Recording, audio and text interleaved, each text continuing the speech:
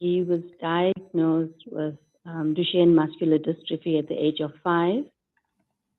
It's a condition where it's a weakening of the muscles, starting at the legs, moving up to the arms, and finally you pass away out of heart and lung failure. So we were given that prognosis already the first time we visited the doctor and when the diagnosis was made, and that was when Yusuf was 5 years old. He stopped walking when he was 10, and we were told that he will, he will pass on in his teens. But we've made up our minds that it doesn't matter how long he's going to be with us, we'll give him the best possible life that we can. And I'm the type of person, I'm a real problem solver, and where there's a problem, I need to solve problem. I can't get stuck in the problem.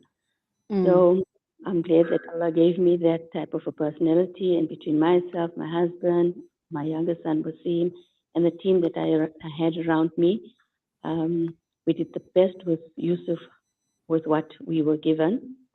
Yusuf stopped walking when he was 10 years old. Then he became wheelchair bound. At that time, he was at a Muslim school, mainstream school, and we decided to continue. He decided to continue at the mainstream school, not take him to special needs school. Alhamdulillah, he had just the most brilliant mind. He continued at a mainstream school in the wheelchair right up to matric. He passed matric with 5 A's and a B. Mm-hmm. Alhamdulillah, and then he went on to study at FITS.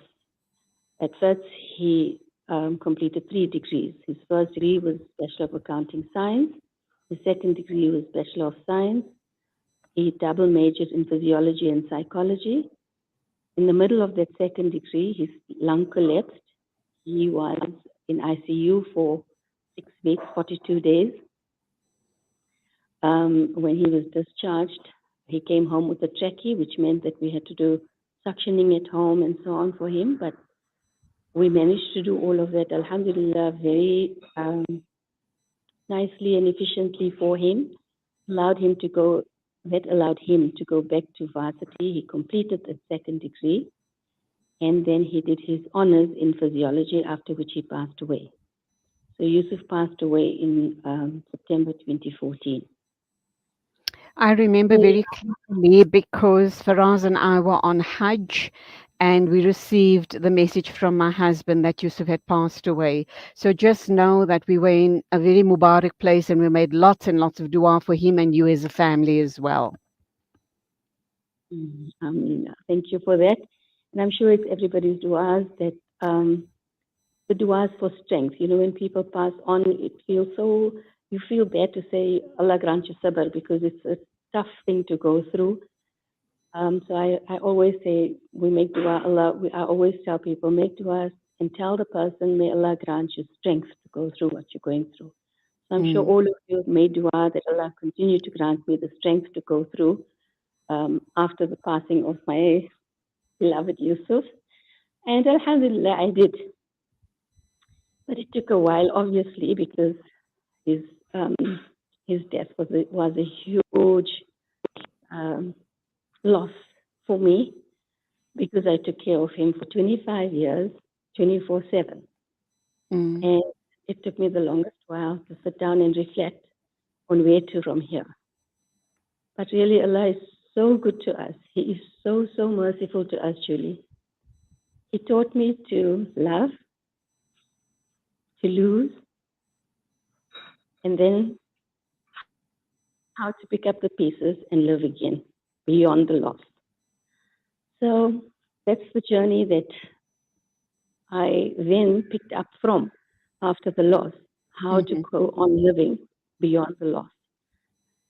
Because life still continues, life carries on. I still had my husband's there, my younger son Wasim was there. Others in the family needed me as well. And I needed to continue. And I couldn't then stay stuck in my grief and in my loss. And I had to find my way out of it. And I knew I will find my way out of it, because Allah is there for us. So, anyways, what I did there then is I shifted the focus. I was very, very much, as you mentioned before, I was very much involved in the disability side and giving motivational talks towards that. And I was on the Muscular Dystrophy Foundation. I was a chairperson there. But I found that emotionally it was just too difficult for me to continue there in that space. Mm-hmm. So I always did love education as well, and I've always campaigned for inclusivity in education. So then I shifted my focus towards education, and I found a good space there, which wasn't so emotionally heartbreaking for me. So then I founded other Muslim schools, as you've probably heard. Mm-hmm. Subsequently, I've, over the years, when people were talking to me just about just general about life and what it entails and so on, somehow they found solace in what I was saying and how I was putting things across.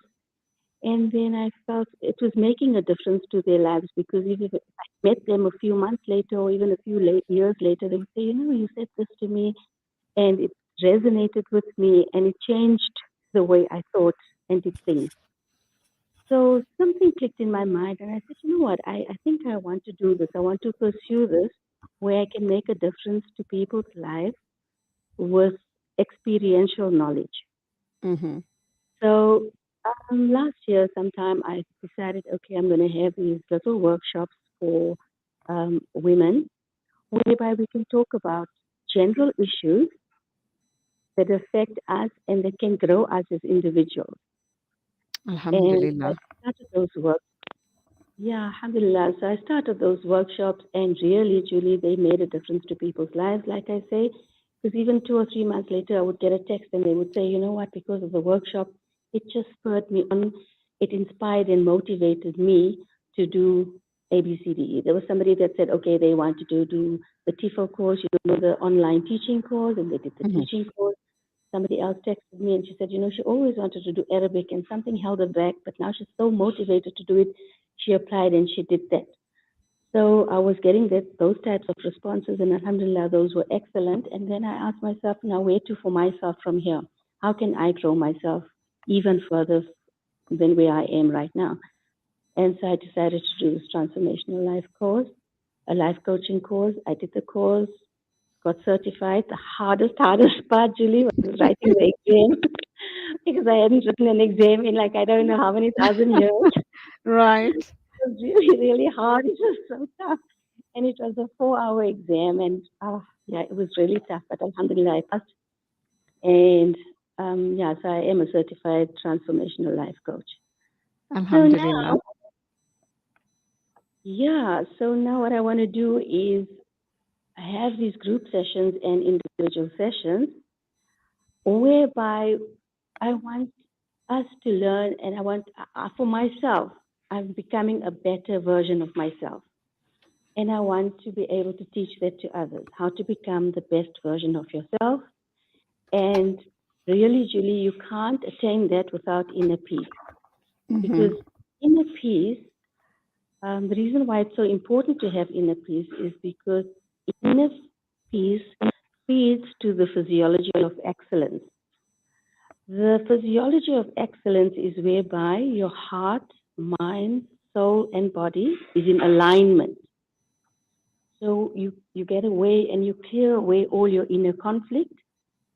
And for me, it's about once you've cleared away your inner conflict, you can connect with yourself, the people around you, and most importantly, you connect with Allah on a different level. So Alhamdulillah. now my entire coaching model, yeah, alhamdulillah. So my entire coaching model is going to be underpinned by one word, and that is love. I feel there's not a lot of love going around in this world, and we really do have to go back to the basics, and we Inshallah. can connect with ourselves and Allah through love, inshallah. Okay, so going forward, Fatima, we're going to have to wrap up in a minute or two. Unfortunately, we need to take the news. You are a transformational life coach, and these talks and these sessions that you're talking about, is it about life coaching? Are you going to give those skills to the people that attend your courses, or is this going to be Yes. based on life coaching, but as you say, inner peace and underpinned by the whole concept of love? Yes, absolutely. So I want to bring it out there to everyone. So not everybody, especially with our community, not everybody is open to coaching. There is still a slight stigma attached to counseling and coaching and so on. So I first of all want to destigmatize that. And secondly, I want to be there to motivate and inspire people, like I say, to be better versions of themselves. And instead of doing it entirely one on one, because then I'm only reaching one person at a time, Mm, I mm. started off with group sessions. My first session is going to be this Saturday, and the first session is going to be on communication because communication is the total foundation for all relationships. Okay, And I thought I missed the first session. Are you saying it's only coming up this coming Saturday? yes, correct. It's coming Saturday. Okay, perfect. Inshallah, I will try I will try to attend. But whom are you targeting, Fatima? Because I know that we have a lot of youth that need this type of guidance, this type of motivation. It's fine for people like myself to attend, but I'm really thinking about our youth that need this type of guidance and direction. Absolutely, Julie. So I am responding to the needs of the community. So I have not put a restriction on my age group. Anybody can attend. So it's for all age groups, and they can all come together. You don't have to have specifically the 20 somethings, 30 somethings. Everybody can come. Everyone is welcome. Whoever wants to be motivated and inspired and wants to raise the emotional quotient, because that's something that unfortunately the schools don't have too much time to do. So the Mm, schools teach ABCs and one, two, threes, but the children are getting left out in terms of developing their emotional quotient. And that's so super important, as you know now, whereby you can reflect on yourself and be a better version of yourself so that you are better towards others. And especially now with technology and how involved and immersed our youth are in technology, it would be a great boon and a benefit for them as well. So really, mothers must bring their children with. So I used to have my sessions on a Friday afternoon, but I've changed that because a lot of children are still at school there, and mm. yeah, I'm talking about the grade 11s and 12s, and from there onwards.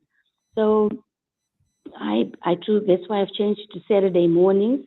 So inshallah, a lot more people can have access to the sessions, which is Okay, going to be how do exponential. people get in touch with you to book for this coming Saturday session?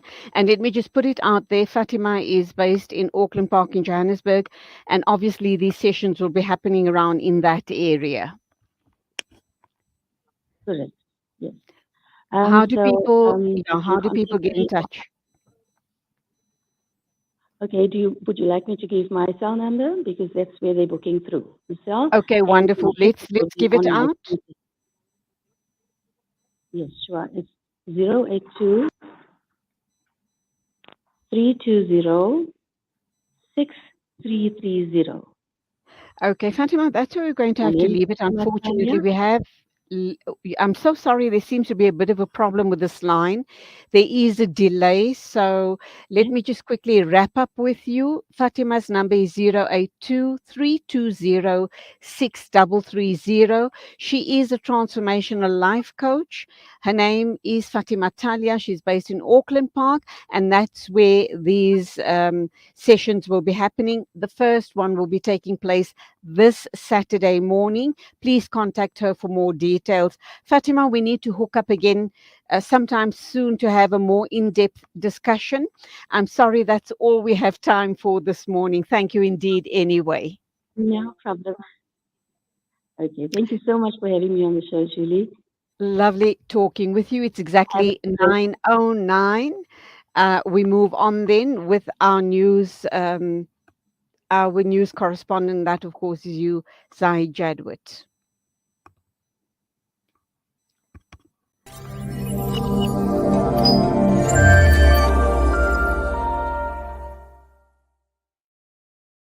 Life.